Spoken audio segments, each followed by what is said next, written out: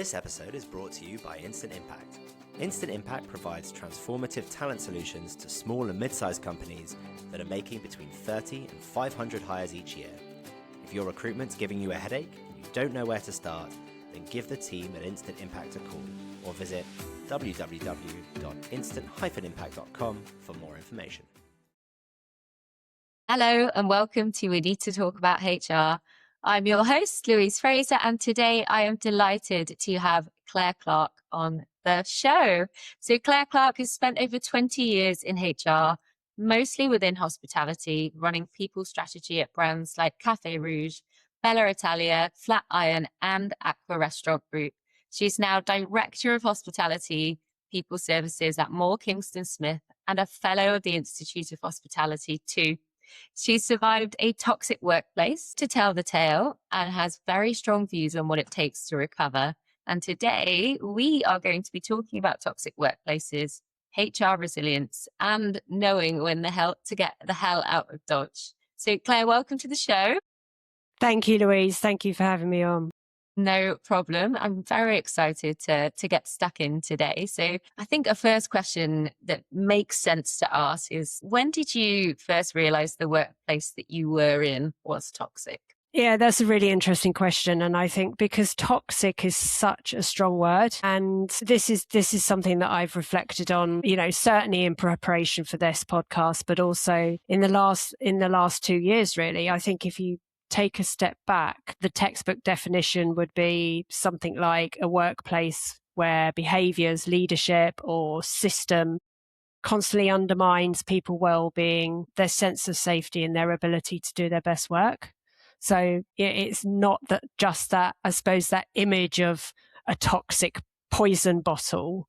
When you actually define it in a workplace, it is all about that undermining of the well-being. So it doesn't always feel that obvious. No one comes up to you one day with a poison bottle and said, this is toxic. But there were some signs really early on within the first few days of actually being there.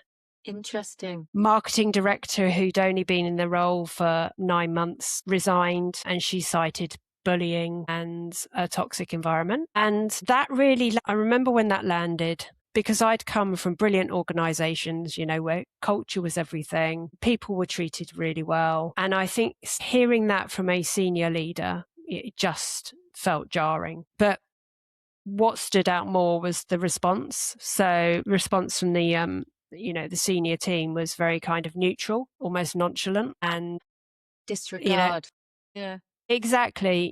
They said, okay, yeah, we wish her well. All the best for the future. No curiosity, no reflection. And interestingly, when I handed in my notice, I had a similar response. And I started to notice the patterns. So average tenure for senior leaders was about 9 months. Wow. Turnover of the senior team or the support teams was over 100%. The people team I inherited were exhausted. They were really capable people, but visibly tired, under pressure, and operating without the tools or the backing that they needed. And, then it stops being those isolated incidents, and you start to look at it as a system. Yeah. And I suppose they're the kind of early warning signs. Some of them you mentioned there around landing and seeing the team so exhausted and the high attrition, like that you maybe wish you might have taken more seriously immediately, right? There were red flags before I'd even joined, but I chose to overlook them. I wanted the role. I wanted to make a difference, and the people that I'd met were so passionate about the business and the restaurant. So, I leaned into that. And rather than stepping back and interrogating some of the inconsistencies, I approached it with a kind of positive, resilient, I can make a difference here, I can change. And I think a lot of HR leaders will recognize that instinct. Yes, you know what I liken it to, maybe rightly or wrongly. It's, walking into a relationship with a partner where you can see multiple red flags, but you believe that you will be the one to fix it. Exactly right. Exactly right. I think, there were practical signals. So, reading through my contract and not seeing that basic level of benefits that, not just from a senior leader point of view, but for all employees, that felt like a given, how they support their people. A holiday that I'd agreed up front during the interview process was suddenly asked to be moved. I dug my heels in on that one, but it started to flag and started to suggest, okay, that, they could, change these agreements. They could shift on these agreements. And, thinking back to my first day, I think I was asked to make some payroll decisions. On the one hand, you could look at that as they trusted me, but equally, actually it was just a lack of structure and lack of clarity. And that should have been a sign. Yes, I think that's really interesting in the sense of, like, when you put them all together like that, and I'm sure you didn't at the time. Yeah. It feels quite obvious, doesn't it? Don't do that. Don't go there, Claire. Have you reflected on things that you now might do or do when you are going for a new position? Like, off the back of that, do you have some things that you make sure that you're checking off in this list of making sure an environment's at least not toxic? I mean, it's really hard because I think, until you're actually in it and immersed in it, you always think positive. And I always think positive about things. But one thing that struck me, and it has become a real kind of non-negotiable for me now, is psychological safety, where you are allowed to challenge. You have that trust of who you're working for, who you're working with, and you have that freedom and healthy culture to be able to, again, challenge and call out behaviors that aren't right. And that's a real kind of non-negotiable, feeling that safety. And that has taken a while to get back to that point. Yeah, I'm sure. Yeah. And feeling confident to get to that point. So that has, been a real learning. Yeah. And I think I'm definitely keen to touch on that recovery piece and a little bit later on down the track, because I think that's important. It sounds like you sort of did start to see those signs, but you so often have conversations with HR leaders that almost maybe know, but they haven't quite figured it out yet. So why do you think it's hard sometimes for HR leaders to spot toxicity in their own organization? I mean, one of the reasons is that we're so embedded. We're so embedded in the system. We're the ones that people come to. Yeah. We're in the system. We're in the culture. We are the culture sometimes. We're in it every day. We're navigating relationships. And that proximity, I think, can really blur your perspective.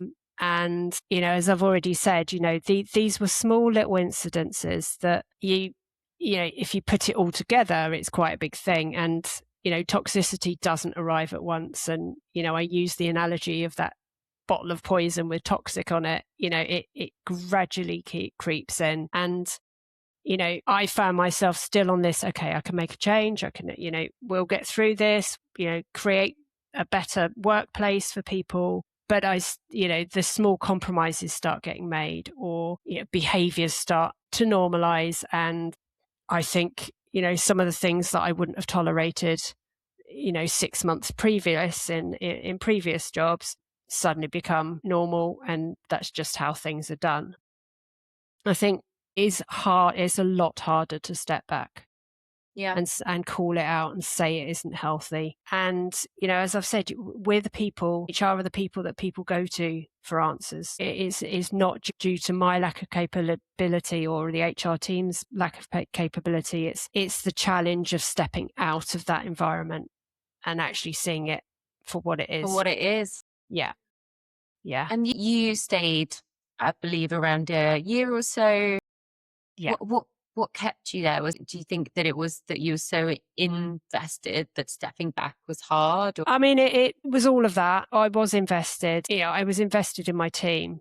I'd brought new people into that team. And I felt a kind of level of responsibility for bringing them into the business. It was my people team. And they were committed. They were committed to me. They were, they were doing everything that they could with very little kind of support from the senior leaders. And it's that sense of responsibility. And, up to a point, I couldn't walk away from them. And there was a really strong belief in them of what could be achieved.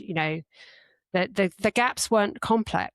It was very quite basic tools, right technology and L&D and recruitment, for example, putting some basic benefits in place and creating kind of fair and consistent recognition. These would have taken us a long way towards, on a par with our competitors and others in the industry. And I stayed for that length of time because I genuinely still felt I could make a difference, but then the reality eats away at the belief. And as I've already met, this psychological safety piece was just eating away.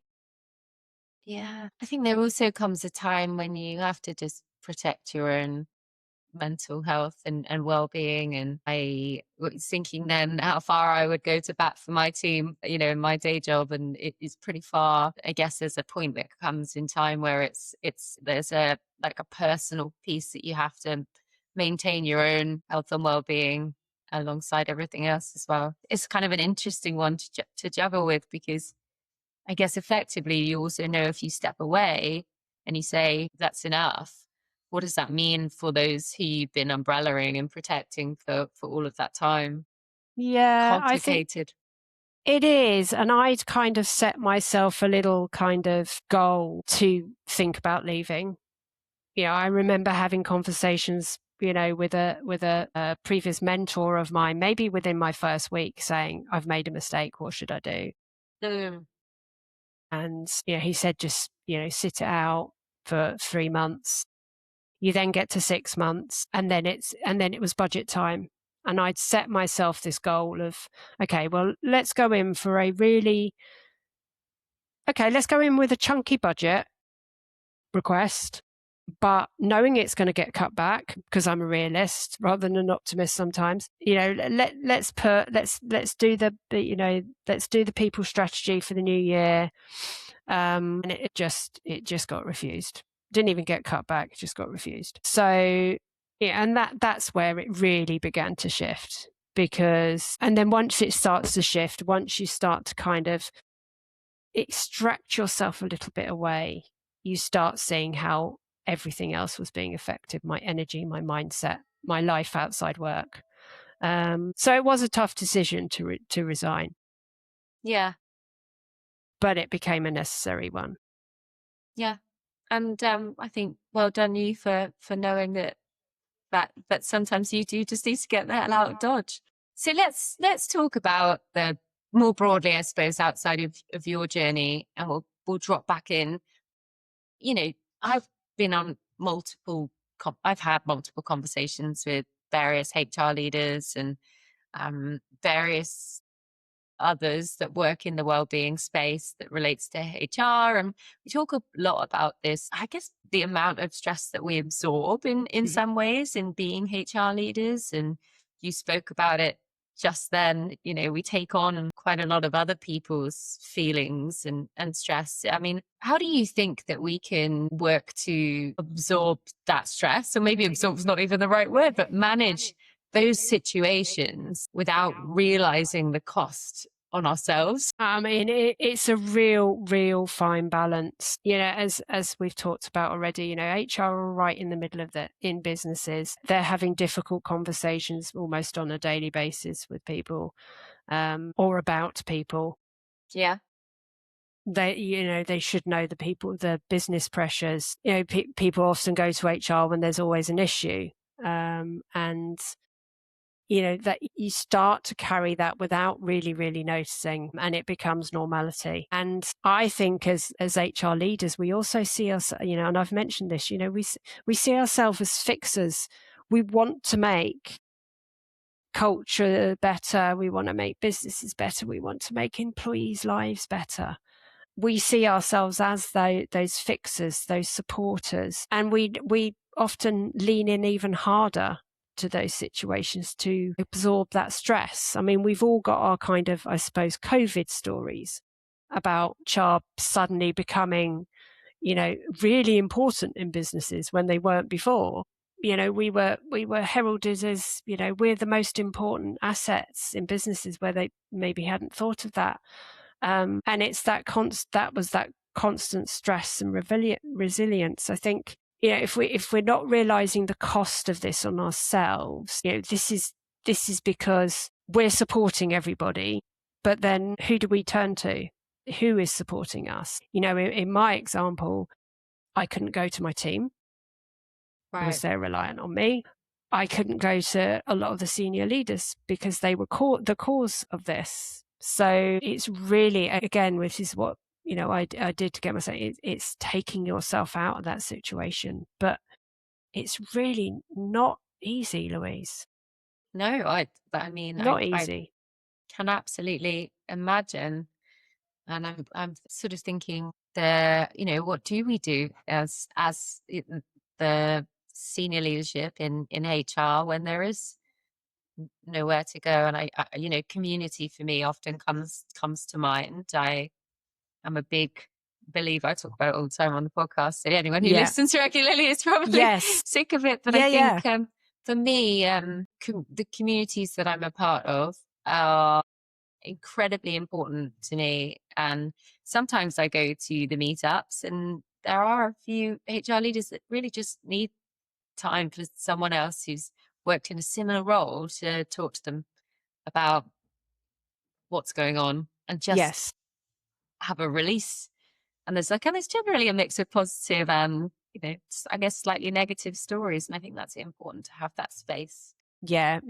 Your networks and communities are so important. And the amount of people that said to me at the time, I'm not myself. And then you get all the feedback afterwards where you should have you come to us and talk to us and, got you through it. And you look so much different now. And you can see, but use your network, use your community. And I think, we're lucky in HR because we do have those communities available to us. I think, for a little part of me, for a little bit of my time, I forgot those communities. I was so busy, you couldn't go to the network group meetings. You couldn't go to the supplier conferences because you were so immersed in what was going on. Isn't it? When you get so stuck into whatever's happening that you no longer have time to come up for air and think about those things. So tell me, how did you rebuild your confidence and judgment after that kind of experience? What does proper recovery look like? Yeah, I mean, I think, leaving is step one, is that takes you on to that's not a recovery. That's step one. I needed to decompress. I needed to, get out. I had no job to go to. I had to have a break. Left the hospitality industry, something that I'd cherished and been a part of since the beginning of my career. I'd felt that I'd lost the love for it and it completely broken me. And I had to, properly process it. And, as I said to you at the beginning, it's been great doing this, preparing for this pod, Louise, I think, because it's given me time, even more time for self-reflection and just that mental state of kind of thinking about everything. And, I felt that, I felt fully recovered, I think, when you're back in an environment where when you're making decisions that aren't driven by that self-preservation, or they're not driven by fear, and you build up your confidence again. And I think, we're recording this, in pretty much 2 years to the day since I did my last day there. Incidentally, processing payroll up until 7 p.m. I was late home on a Friday evening. I mean, you couldn't have made that one up. You remember it then? Yeah. And I carried a lot of self-doubt because I was internalizing a lot of what happened. But you have to start to recognize that the environment was the issue and not my capability. Yeah, and I can absolutely imagine how an environment like that chips away at confidence and self-worth, and how also stepping away is such an important piece. But then what are you left with? You're left with a reduced sense of self-worth, less confident than before, and now you've also left your employment. So that's massive. And I know that we were talking before we came on today about just even you coming on here to talk about this topic, and how brave it is of you to be openly speaking about your journey and how vulnerable it is as well. And I love the idea of you sitting 2 years later in a way and being able to reflect and share with the HR community what you've been through. And I hope it's been something that's enabled you to, I guess, think even further about your non-negotiables and how you can support the HR community with others avoiding this type of thing. Yeah, and thinking about kind of your previous question about this confidence and judgment, and now when I reflect on 2 years, there's been 2 subsequent HRDs there, and to be fair, they've achieved a little bit more than I have, but maybe they went around things in a different way. So to give them their respect, which is due, they're still a successful business. Does that bother me? Does that wreck my confidence? 2 years on, no, it doesn't. For me, I was just in the wrong place.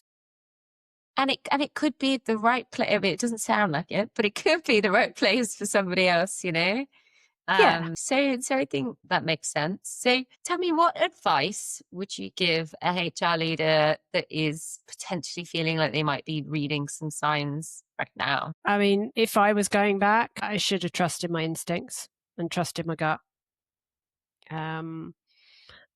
I think we are generally, HR leaders are really good at spotting patterns. So I think if something feels consistently off, then it's worth paying attention to that.